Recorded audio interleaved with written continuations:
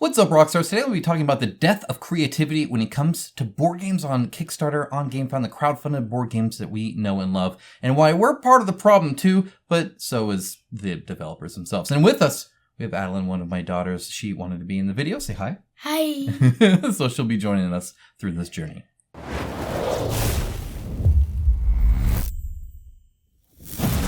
Thank you to my channel sponsor, Into the AM. As a company that believes hard work and a great product is a proper way to conduct business, I am delighted to have them as part of the channel. They have some of the coolest graphic t-shirts around and an absolute best fit and feel that has continually exceeded my expectations.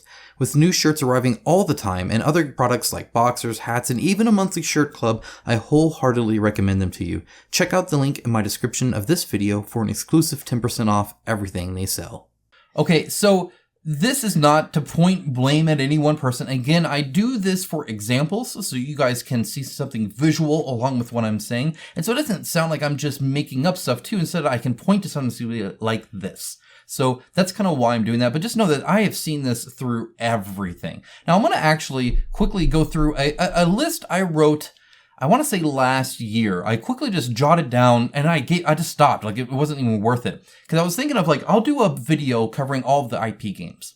And then I realized how that's way too many. And I was like, okay, what about sequels? Way too many. I did a top 10 list of the most funded games, I believe, last year. And every single one but one, I believe, was not an original idea. It was either a sequel or an IP game. In other words, a game based off of a pre-existing IP, whether it was another game or whether it was a video game or a movie or whatever. Okay, so this is what I wrote down. Again, this is real quick.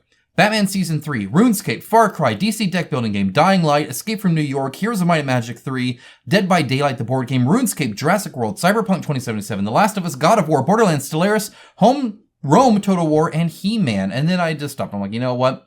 Obviously way too many. That's a lot. It's a lot. We are inundated an exorbitant amount. In the video game space, there was a big issue for a while with games that were made as tie-ins to movies, a lot of kids' movies. I'm talking like PS2, PS1 era kind of stuff. There was a lot of that. There was a lot of stuff before in Atari and the NES and SNES and all that. But it kind of became a joke how bad they were during the PlayStation 1-ish days. And the saving grace here is they were never the majority. And I feel that's not the case here when it comes to crowdfunded board games. It's actually the majority that fund are somehow not an original idea. It's a sequel to a game that was popular. It's an IP. It's both. It's whatever. So I'm going to go ahead and talk through some other issues because it's not just the IP. It's not just the lack of creativity there and world building and stuff. It's even just reusing stuff or making things so similar to where you can just make stuff and then use it as needed. One of the first examples that I really saw this overtly was this Demon Dragon and Massive Darkness 2. The reason I point to this out is because this was actually featured in a video 2 or 3 years before Massive Darkness 2 was there for another game. They had made this entire sculpt and art for a different game and then never ended up releasing it. Either it didn't work out logistically or stretch goals or whatever. Either way, they never made it. It was a shelved idea. And then they decided, well, we have Massive Darkness 2. Let's just use that. And that was kind of when I first started really kind of looking for sameness. And it turns out you get a lot of that, even like Massive Darkness 2. And again, I'm just pointing at examples. Tons of companies do this. I'm going to have other companies besides come on here too. Victor here was a stretch goal. And I don't know about you, but to me, he looks very much like he's from Zombicide, perhaps. Maybe one of their fantasy Zombicide games. And that's because, honestly, I feel like he probably was. Just the way he's kind of designed, it's a little bit more rugged than a lot of the other minis for Massive Darkness 2. And it very much feels, especially with how he's dressed, very much feels like that. And that's why a lot of people felt it was weird when it's like, well, why is he a paladin? Or why is this person this or this person that? It's because, to be honest, Massive Darkness 2 was a whole bunch of other things they just jabbed together and then sold a product as. And honestly, that's kind of how Massive Darkness started. If you recall, it was kind of like a Zombicide, but then tweaked a little bit. And that's kind of what the whole game was, even. And then we have stuff like this. So this was one of the paladins from the core box of Massive Darkness 2. Probably, in my opinion, probably made just for that. But they use such a similar art style that it's kind of hard to tell exactly what it was used for because they're using the same artists and the same style for every game that they make, or a lot of it, to where whether it's Dune, whether it's Massive Darkness, whether it's Zombicide, they all start to look kind of the same. And that's a benefit to the business, because then they can do whatever they want with it. Doesn't work out, you didn't get the stretch goal, fine, release it for the other one. You can still make money off of it, no worries. And I'm seeing that a lot lately. For instance, there's Zombicide White Death, and I don't know about you, but she looks like she could be just fine in Massive Darkness too.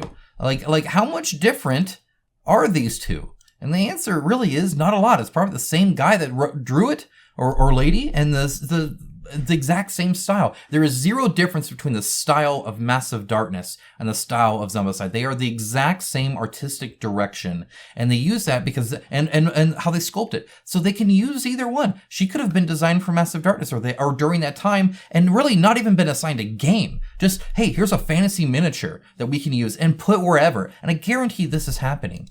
Here's another fun one. This is actually a recent image that they showed. This is like the first time I'm showing it on my channel, actually. It's quite recent at the time of recording, for Zombicide White Death. Now suddenly, the fantasy realm has these cat people and fox people. You know what that reminds me of? It reminds me of Massive Darkness. Could have easily have been a Massive Darkness stretch goal they just never got to, but don't worry, shelve it and release it in another game. In other words, the creativity and the world building and the ideas are so lacking that every game you make is the same. It's the same style, it's the same tone, it's the same concept, it reuses mechanics, all that kind of stuff. Again, that's where Massive Darkness came from. It was taking Zombicide, it was pretty much a Zombicide mod at the time. And it still is even to this day. It's very similar in gameplay, and a lot of similarities are there because that's how Zombicide works too. White Death isn't something new. It's just the same Zombicide they've been releasing with a few tweaks here and there. Those can be fun. I'm not saying they're bad. I'm not saying you shouldn't back it. I love Zombicide, and I like various versions of it more than others because of those tweaks. And I think that's great. I'm not saying that's bad. I'm just saying it's definitely far removed from being very creative. Let's talk about, this is Lazy Square Games. And again, the homogenization of their look and feel. This is Wild Ascent Levon Rising. You can see the boxes here, right? Those are the boxes that they made for this game. And then you can even see here, if you scroll down a little bit more, you'll be able to see some of like the art style, some of the text and kind of how things are written and colored and stuff like that. The reason I do that is because here is Ravaged Star, something Lazy Square did all the art and graphic design and miniatures for and all that. And you might notice they look pretty much the exact same. If you covered up Ravaged Star and you covered up Wild Ascent, I would challenge you to really try and tell you which one assigned to which one is the same. Now, thankfully, there's a little bit difference in technology here, but it is so much the same. It's crazy how much they didn't change anything. It's the same style, just with different drawings on it. In fact, stuff like this, again, it could kind of go either way. And then you look at the font style, and you look at the type of what the models look like, and they are the same. They are creatively void in the fact that it's just regurgitated style over and over and over and over again. The same types of poses, the same types of designs, the same types of details, the same types of locations, the same types of art. It's not really that far removed. All they did was they gave a whole bunch of Wild Ascent or Storm Thunder minis some guns. And that's it. And even then, oftentimes they're still wearing swords and stuff like that. Let's go ahead and take a look at Legend of Keepers. This was the 5e game where, again, they did the graphic design. I want you to take a look at this picture. I want you to take a look at this picture. Now, this is years apart, but Lazy Square Games has decided every single one of their games, every single one is going to look the exact same. The exact same.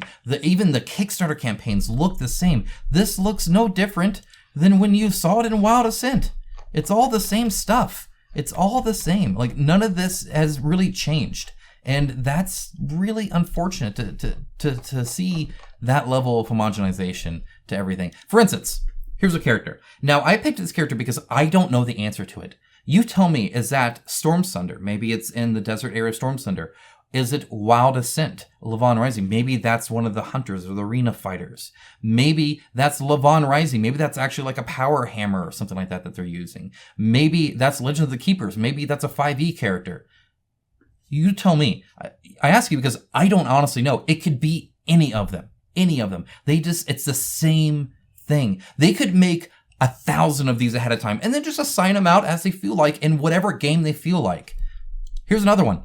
maybe you're thinking, oh, that kind of looks like, I bet that's Wild Ascent. Now, the background might tell you, because that kind of ages this picture, I believe. But that could easily be a Storm Thunder mini, because they look the exact same. There is no difference to the world that they're living in, to the art that they're representing it at, or the miniatures that they're designing it for. It's all the same. It could be the same world. In fact, I suspect maybe Wild Ascent and Storm Thunder are now the same world. I don't know. They certainly look the same. But now Ravaged Star looks the same too. Now Legend of the Keepers looks the same too.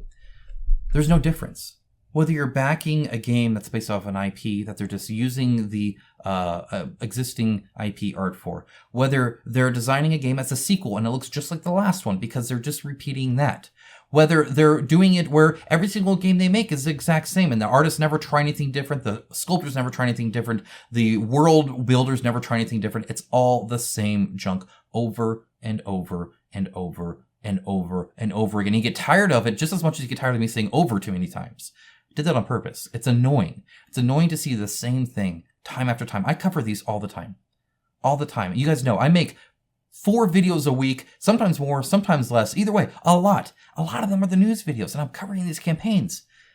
I'm not seeing a lot of originality, at least not from the big players. Again, I looked at that top 10 list. All but one was not original.